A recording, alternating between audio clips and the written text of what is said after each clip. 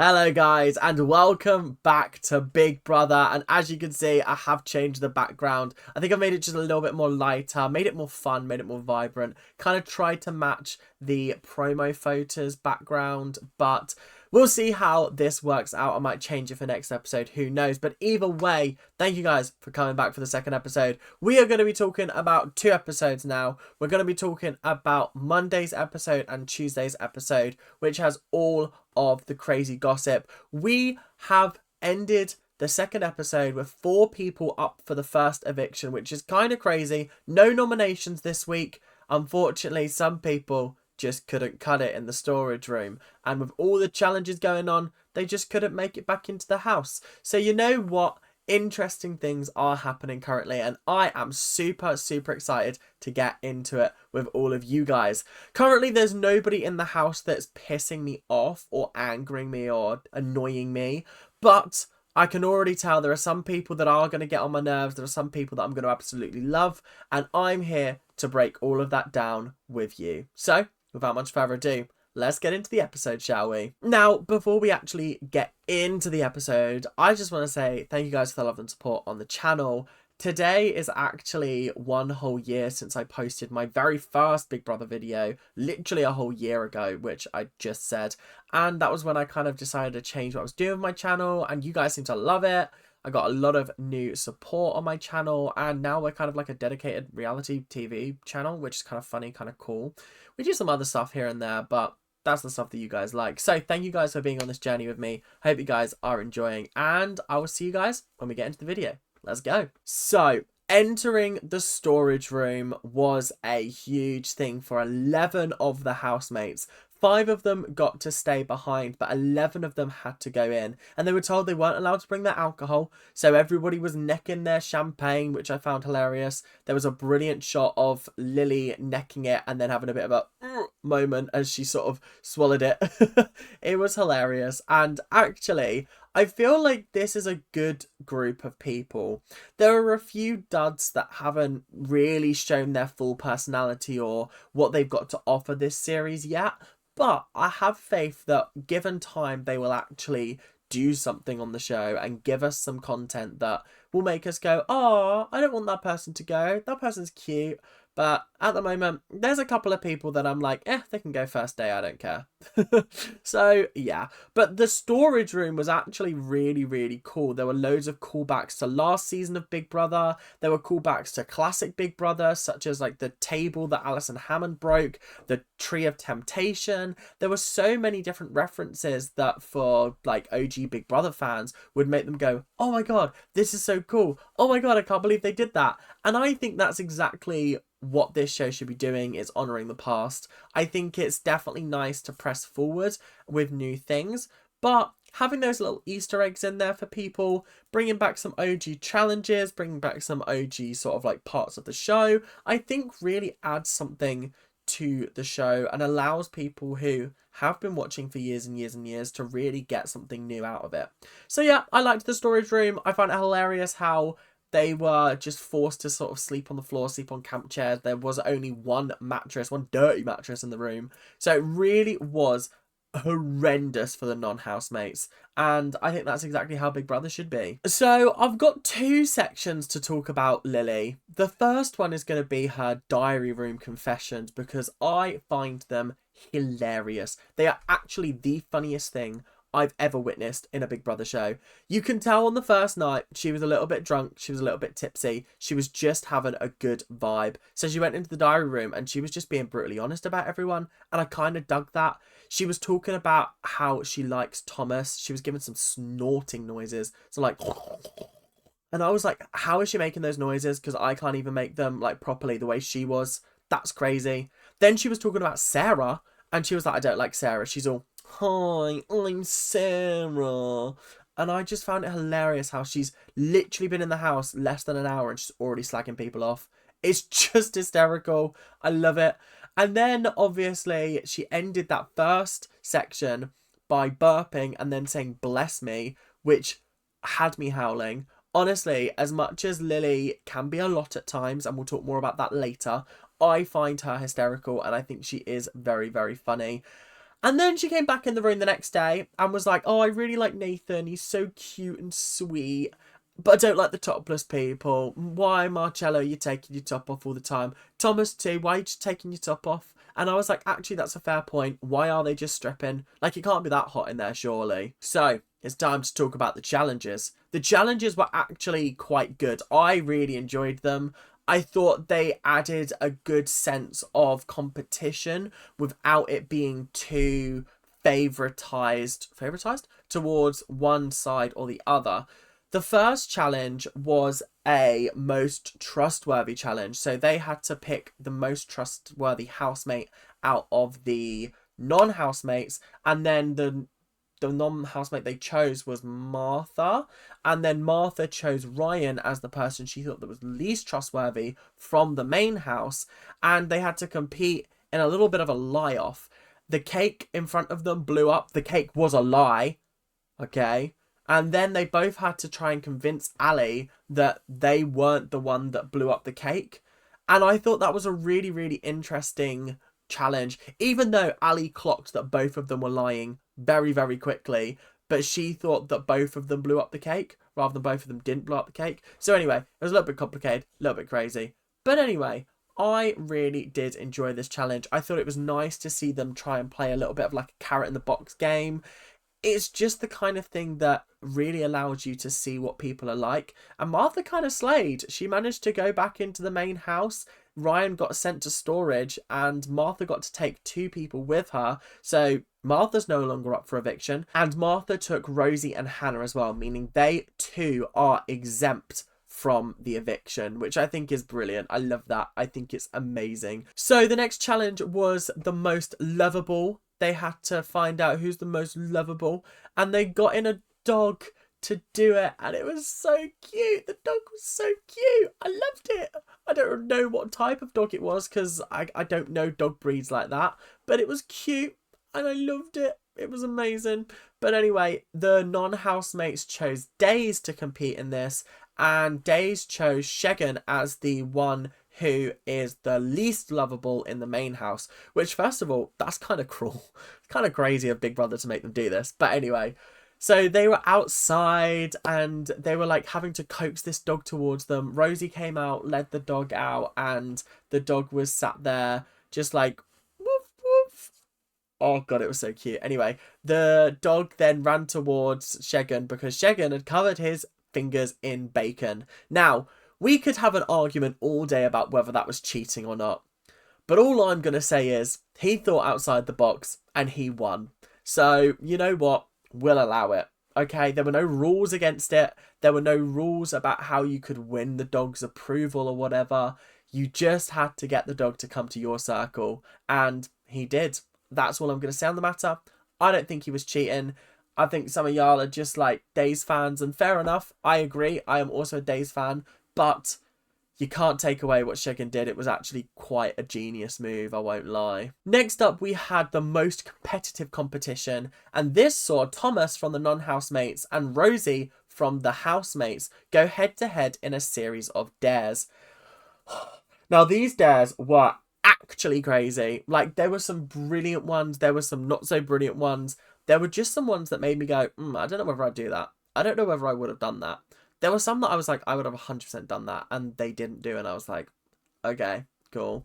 But anyway, I personally feel like the first one that Rosie had to do was change her name to Baked Potato. So from now on, Rosie is Baked Potato. So anytime I talk about her, it'll be Baked Potato, because that's just how the series works, you know.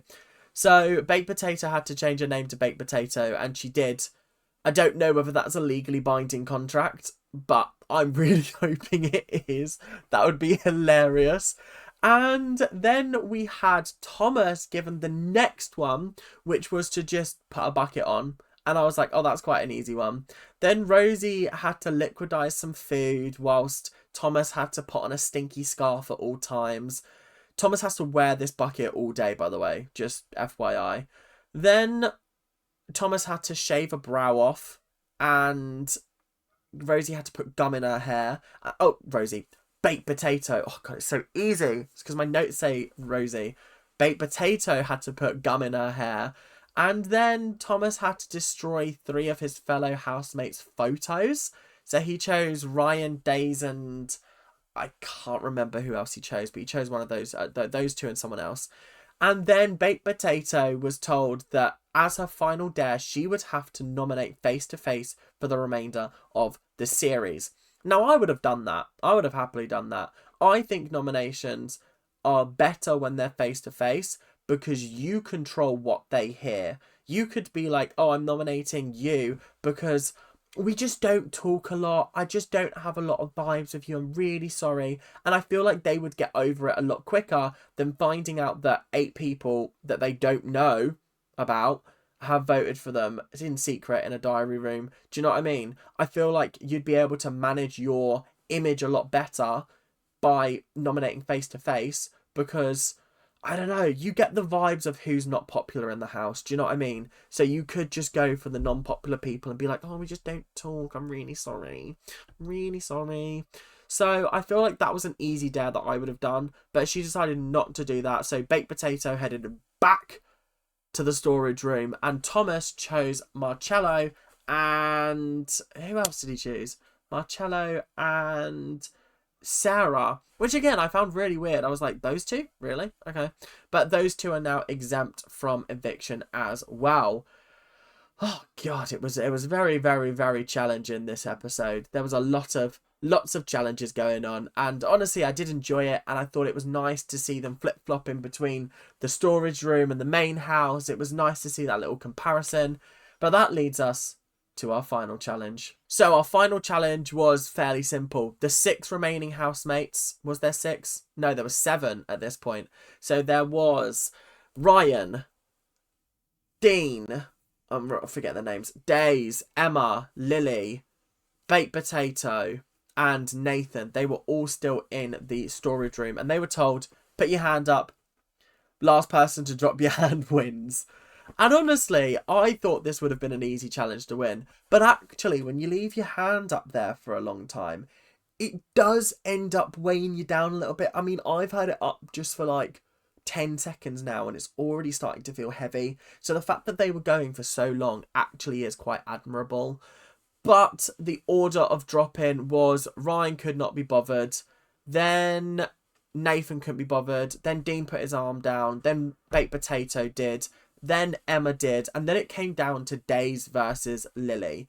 Now, there's been a lot of argument online about whether, like, Days should have manipulated Lily into putting her arm down, and a lot of things have been said about, I don't think that's okay, but I just think it's part of the game. If you're silly enough to believe her and put your arm down, then she's done her job. Do you know what I mean? If you'd have gone, nah, actually, no, I'm going to keep my arm up, then it would have been fine. But Days did say if she gets the opportunity to take Lily back into the house, she would.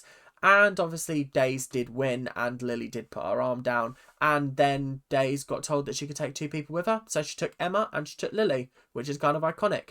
Meaning, the 4 people up for eviction are Baked Potato, Nathan, Ryan, and Dean. And I gotta say, guys, we gotta get Dean out. No, we gotta get Ryan out. Sorry, I like Dean. We gotta get Ryan out. He's cardboard personified.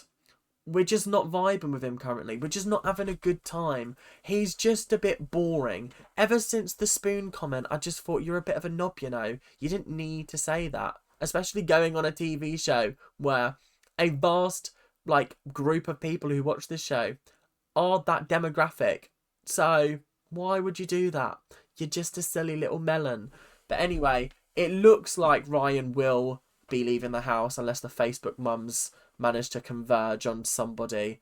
I just don't want it to be Baked Potato. I like Baked Potato and I think she should stay in. Can't have Baked Potato going home in the first eviction, but we can have Ryan going home in the first eviction. I feel like that is perfectly acceptable. So that is pretty much it for the main episode. We've got a couple of mini conversations to talk about, so let us jump straight into it. So there was a very, very, very, very big monarchy argument between Nathan and Days. Now, we didn't get to see the whole of it, and I think my stance on the British monarchy is basically like they if you got rid of them, I think this country would lose a fuck ton of money from tourism, from merchandise. Like, it's such a draw to this country that nowhere else in the world has that with their monarchy. Like, not on the same level, at least. So, like, as much as I understand Daisy's point, I understood Nathan as well, in the sense of, like, they're archaic, and, like, yeah, they probably shouldn't be taking all of this money from taxpayers. However, they make an awful lot of money for this country. We just don't realize that when we, like, I don't know, it's a difficult one. I don't care enough about it. Do you know what I mean? I don't care enough to argue about the monarchy, because it's one of those things that, like, it's always been there. It's always going to be there. People have been trying to abolish it for millions and millions and millions of years. Hundreds and hundreds of years. It's just not going to happen. It just isn't. It's gotten less power over time, which I think is good, but it's still sort of like head of state. It's like the King of England. Woo. It's like it's just a thing that's always going to be there. And that's all I've got to say on the matter. I understood both sides of the argument. I think that Days is going to be a very controversial person in this house, but I love a controversial person in the house. I think they're excellent. So I think we should keep her. I think we should. We've got to talk about Lily and the fact that she's just a bit much, okay? I think she's lovely, but I think I'd have had a go at her by now. I mean, she was scream singing Bad Romance by Lady Gaga, which is one of my favourite songs. And I think I would have been like, ugh, don't you be ruining that song for me. I don't know why I've gone up north, but I have. And I also just think that there's just a lot of energy. I think there was a conversation with Ali where she was basically like, oh, I have ADHD and, like, I think I have traits of autism as well, which is why I got into psychology, because I find it very interesting, etc., etc. And then there was a conversation later on where Lily was in the main house talking to Ali, and you could just see Ali finding her fascinating, like absolutely fascinating to talk to, because this is going to be her little pet project for the next month. Like, think about it. This is Lily is a psychologist's dream. She 1000% has ADHD. She might not know it, but she does. And I know Ali's cooking up some kind of diagnosis for Lily, because there is no way this girl has this much energy. They were literally trying to tire her out, which I find hilarious. She was running around the room. She's literally 20 years old, and it looks like she's on crack, just running around the house. And I find that hilarious. There was a brilliant moment where Lily came back into the house and she's screaming, and Shegan just looks horrified and scared.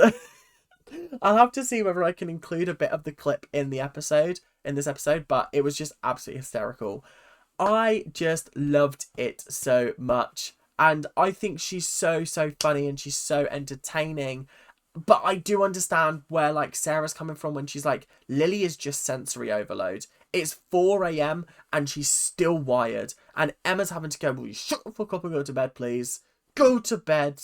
And I think, do you know what? Sometimes you do just need that firm hand. This is the first time she's lived away from home. So, absolutely, she's going to go feral. And I think that's her prerogative. But she does have to be respectful of everybody else in the house. Otherwise, she's going to be up for eviction and she's going to go home, because I can guarantee you the Facebook mums are going to want to get rid of her. So, guys, it is the return of iconic quotes and moments.